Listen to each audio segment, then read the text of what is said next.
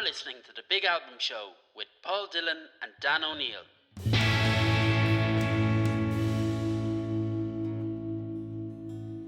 Hello and welcome to the latest edition of The Big Album Show. I'm Paul Dillon. And I'm Dan O'Neill.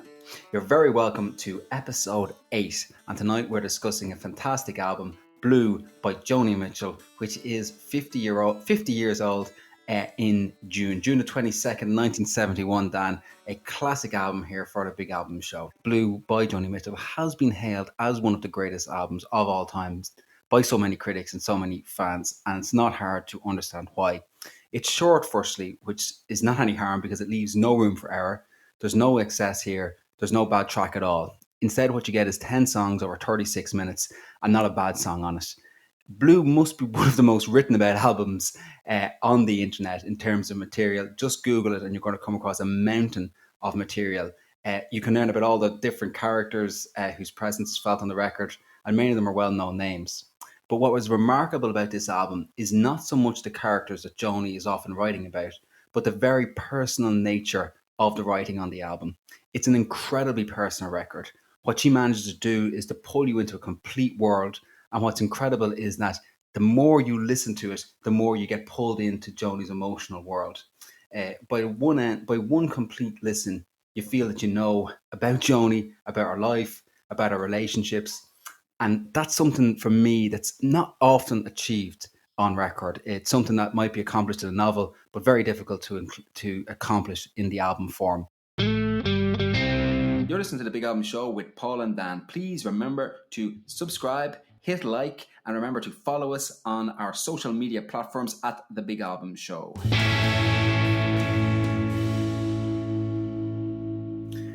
On Blue, there's nothing that's showy. There's nothing that excessive. There's nothing that feels fake.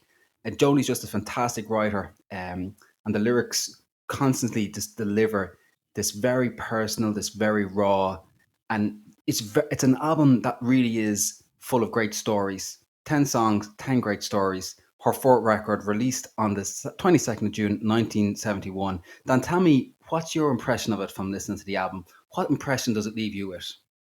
Well, it's generally considered as one of the greatest albums ever. And I think that's fair enough because it is a journey through various emotions. And Joni Mitchell, when talking about the type of songs on the album, she said she felt like the cellophane wrapper on a packet of cigarettes, in that she was so transparent and upfront in the album in terms of allowing the listener to feel her emotions. When she played some of the songs to James Taylor, who plays on the album and also had a relationship with Joni, when she played some of the songs to him for the first time, he said, "Joni, don't give everything away."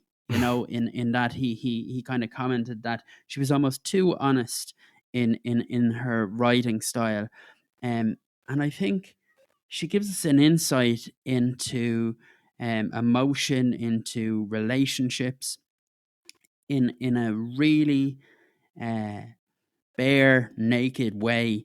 Her voice right throughout the album and in general is a voice that's just profoundly good.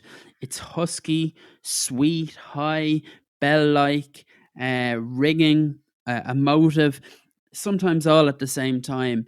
And when Joni Mitchell is singing, she never sings a song in a way you'd expect her to sing a song. She kind of riffs on every note, hitting high notes, hitting low notes, hitting the notes in between. She sings in a really interesting way, and the minute you hear Joni Mitchell sing, you think to yourself, "That's Joni Mitchell." She is unmistakable, and then you couple that with her musicianship in terms of the incredible way she plays the various instruments she plays. You couple that then with the lyrics on this album and on her other albums, and it's clear to see why Joni Mitchell can be considered one of the greats. Absolutely, Dan. There's no doubt about it. This album truly deserves its status as one of the greatest records of all time. I find it just a fascinating take on an artist really at her peak. And one of the things I love about this album is it's very, very clear that generation after generation, people discover this album. And it's quite possible to think of in a family, you could have grandparents, you could have three generations in a family who love this record. And the great thing about it is that despite the very, very personal nature of the songs, which are entirely personal to Joni, you can form a relationship with the songs and they can start meaning something to the listener. And the songs that are most important to me on the album, they all mean something to me that I've taken on. They've taken on a meaning for me, but equally they're very, very personal to Joni. So she manages to achieve that. That's a kind of an intimacy that you don't often get on record. I think that there's two reasons for that. One is the lyrics, which we'll get to and we'll talk about them. You know, they're so beautiful, they're so well written, they're a huge achievement in their own right. The other thing about it is that creates this intimacy, is this sense that you're on this journey with Joni. I love the first track on the album, Dan, All I Want. She pulls you right in. She says, I am on a lonely road and I'm traveling, traveling, traveling, looking for something. What can it be? And it pulls you right into Joni Mitchell's emotional world, and she holds you for those 10 songs and those 36 minutes. And one of my big takes on this album is don't don't compartmentalize it. Don't listen to track 1 and then track 4 and then track 10. Don't start at all I don't start at All I Want. Listen to it right through. It brings you on a journey. It's like a novel. It's 10 separate stories, but it's one complete story of Joni Mitchell and what she was feeling in that period when she put this record down.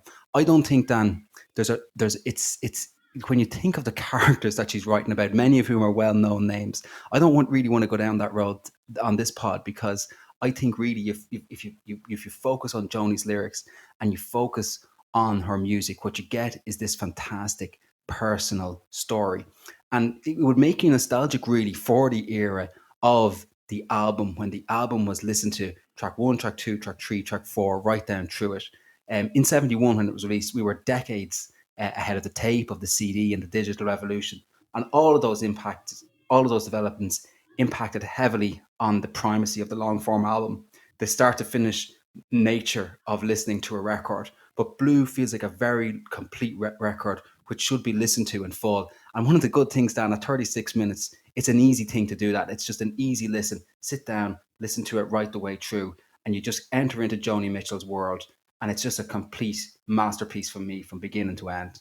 Yeah, there's not a bad track on the album, and you mentioned the opening lyrics of the album there on the song "All I Want," and it's a perfect example of Joni's musicality in those lyrics you mentioned. The traveling, traveling, traveling. Immediately, she's using this musical technique where the lyrics and the music kind of echo each other to paint a musical picture, and you feel that you're being dragged forward in motion with it, traveling, traveling, traveling.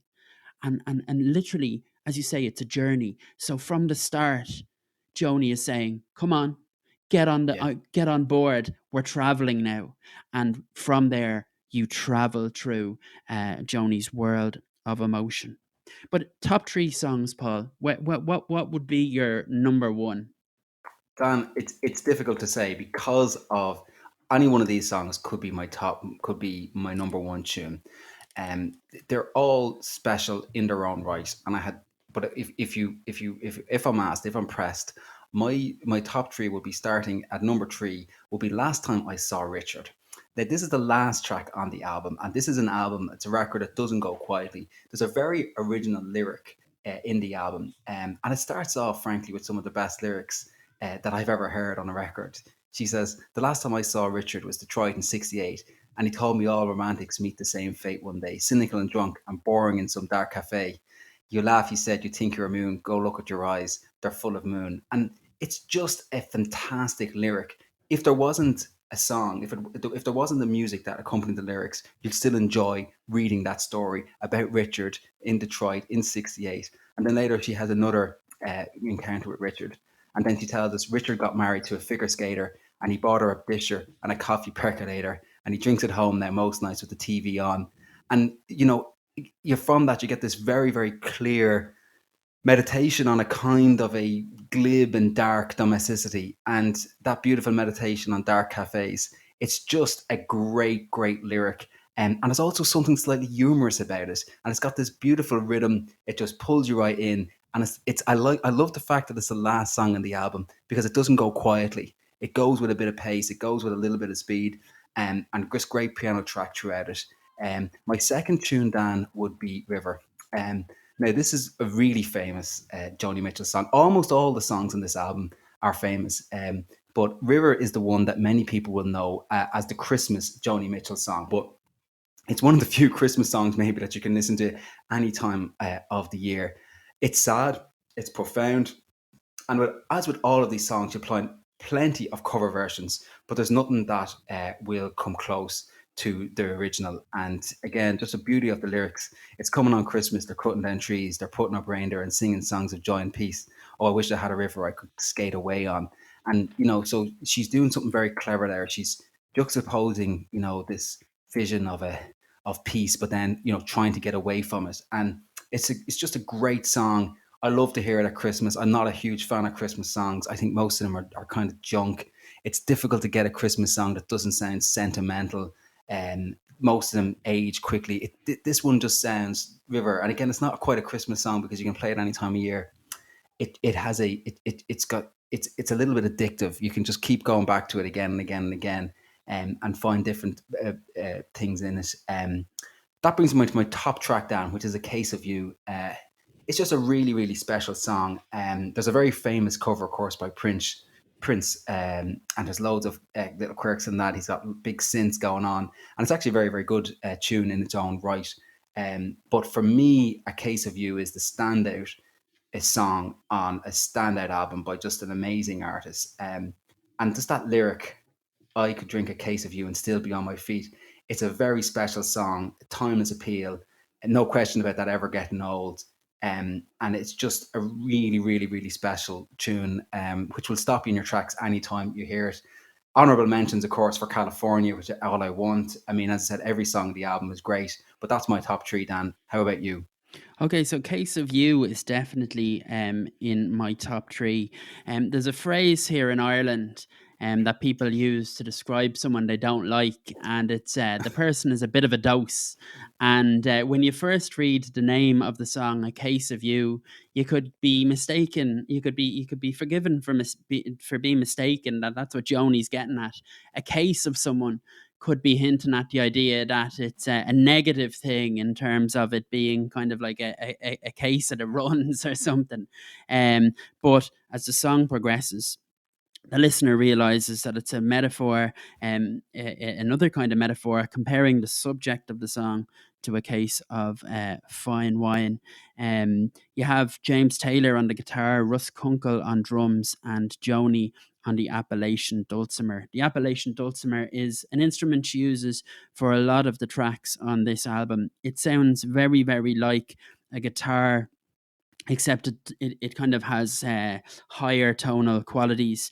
So it kind of sounds like a guitar with maybe a bit of compression on it, and it just adds to a more unusual sound compared to many other singer-songwriters, an exotic sound compared to other singer-songwriters.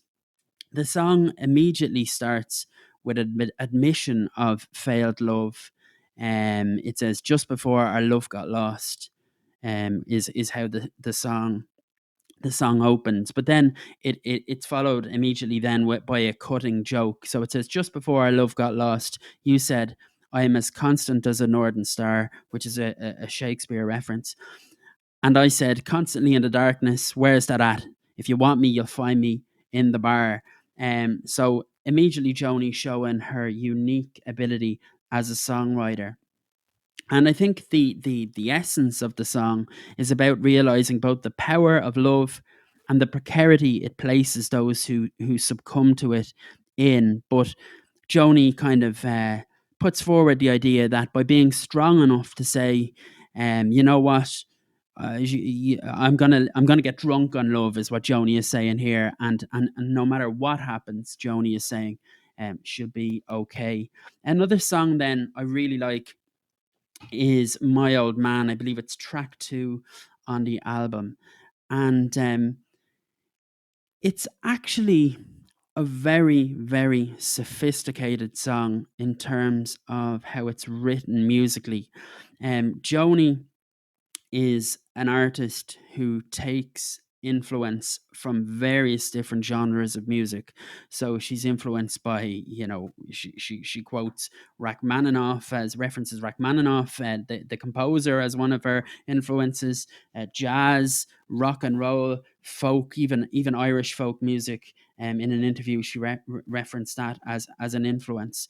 And I think in this song you can see her jazz influences, because um, again, it uses music in a way to strengthen the lyrics in the song. So um, you have Joni is singing about this idea that she's in love with someone, and she's kind of saying how that makes her feel in a really interesting way. She focuses on kind of small details that look irrelevant, but they're actually very relevant in terms of creating the overall feeling of the song. So she talks about her lover as the warmest chord she's ever heard.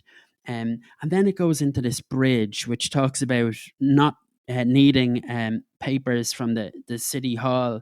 And when it does that, it's really interesting musical, because the key of the song is in A, and then it goes through F sharp and B for this bridge, which is an unusual kind of way to go in a song. It's very jazz like. And then the song comes to a point where she's talking about her lover being gone. And when she's talking about that in the lyrics, she moves into a minor key, which is a sadder key. And again, the music and the lyrics are completely in tune with each other.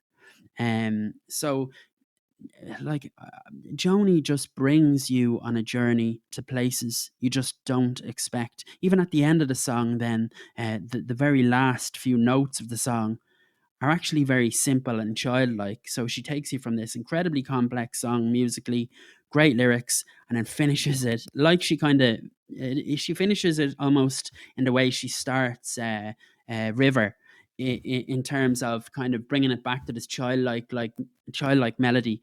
So she just has an incredible grasp of musicality. And then my final song of my three is California. Um, so it's done in a kind of a very conversational, almost stream of conscious way in terms of the lyrics. Again, she's playing the Appalachian dulcimer again on this tune, so you have that unusual guitar like sound. In this song, Joni Mitchell's vocal range is massive. So she's going from the very depths of her vocals, and in the same sentence, she's going up really, really high. And she's generally seems to be referencing a time she spent in Europe. She mentions France, she mentions Spain, she mentions Greek Isles, and one of the kind of uh, verses I like is when she's referencing a period of time in Europe where she was dating a guy on the Greek Isles. She says an American guy who was living in a cave. It was the 60s after all, so you had that kind of hippy dippy stuff happening. And she says, I met a redneck on a Grecian Isle who did the goat dance very well. He gave me back my smile, but he kept my camera to sell. Oh, the rogue, the red rogue, he cooked good omelettes and stews. And I might have stayed on with him there, but my heart cried out for you, California. And it's just that's pure poetry. You can see in those lines the fact that she loves this guy, but he's an absolute rogue, selling her camera, and she's longing for her old life back to the United States. And I just think there's something so poetic and magical about the work of Joni Mitchell, and never more so than on this classic album. Totally agree with you, Dan, and totally agree with you about the lyric California. It's very, very special. I really love the lines. They won't give peace a chance. That was just a dream some of us had. And of course, when you know about Joni Mitchell and her history and her influence in the 60s, and of course the famous Woodstock and the famous Woodstock song, there's a very profound lyric in that. And is it a rejection of some of those 60s dreams? Is it a reflection of it? It's just a beautiful lyric throughout. And I wanted to talk to you about something which I found very interesting, which is you mentioned a lot of the influences on the album and how she used various influences and various musical styles. And of course, you'd be well placed to do that as a musician. And of course, people can check out Dan's music on his Instagram and on his Twitter. But one of the things that I'm conscious of is how influential this album is and how influential Joni Mitchell is in general. Because oftentimes I listen to the radio a lot and I have it in the background and I hear various artists and I don't know who they are. And I sometimes think, is that Joni Mitchell? Oh, it sounds like Joni Mitchell. She is just so incredibly influential, generation after generation. And of course, you recall the famous sort of Irish singer-songwriters music scene that was based, oftentimes around Dublin. And of course, you had people in wheel-ins and venues like that. And you're thinking of artists like Lisa Hannigan and Damien Rice. And that great album, Oh, from Damien Rice, you can really hear the influence of Joni Mitchell on that album, that kind of sound, that kind of emotional rawness. And she is an incredibly influential artist. It's quite difficult to cover her songs. I mentioned Prince earlier. I think he did it reasonably successfully. Others have done it less successfully. But almost everywhere you go, if you're somewhere where you see someone with an acoustic guitar, they are going to try a Joni Mitchell song and they're going to try something off this album with varying degrees of success. But it's one of the things I just love about Joni Mitchell. I mean, I remember, or I just recall being at an open mic night in the International Bar when you could go to bars, and hopefully we will be able to go again, and those kind of nights will continue. But I remember after artist or singer after singer, oftentimes when they were doing their few numbers, you'd hear a Joni Mitchell tune. And I recall, traveling through Latin America and seeing people in hostels, tourists in hostels, earnest young people in their early 20s, and they'd have a guitar and they'd put out a Joni Mitchell tune and they'd really give it a go. And she's quite a hard artist, I'm sure, to cover because the notes she hits and the way she sings. But she's an incredibly influential artist, isn't she? And Blue must rank as one of the most influential albums, certainly from that period of time. Yeah, she's like, when you think of the singer songwriter, like Joni Mitchell is the quintessential singer songwriter, and she's one of these musicians that fall into a category that I sometimes kind of think exists myself anyway, a musician's musician, right? So she's the kind of musician that other musicians respect so much because of the way her music is quite complex. It's quite thought provoking, and at the same time being very, very, accessible to people. There's other acts I don't want to. I'm not going to list them off, but there's other acts I can think of off the top of my head that are like musicians, and I think Joni Mitchell is one of those people. That's not saying that non-musicians don't like her. Of course they do, but I think there's a real respect there amongst musicians for Joni Mitchell. For instance, even contemporary Irish musicians right now, like the band, great band Saint Sister, Yeah. Morgan McIntyre from Saint Sister wrote a fabulous article for the Irish Times, and it said, "I spent my teenage years fawning over the kings of country and folk, sticking their lyrics all around my bed, in the hope that they might seep into me while I slept." And one of the albums on play constantly was Blue by Joni Mitchell.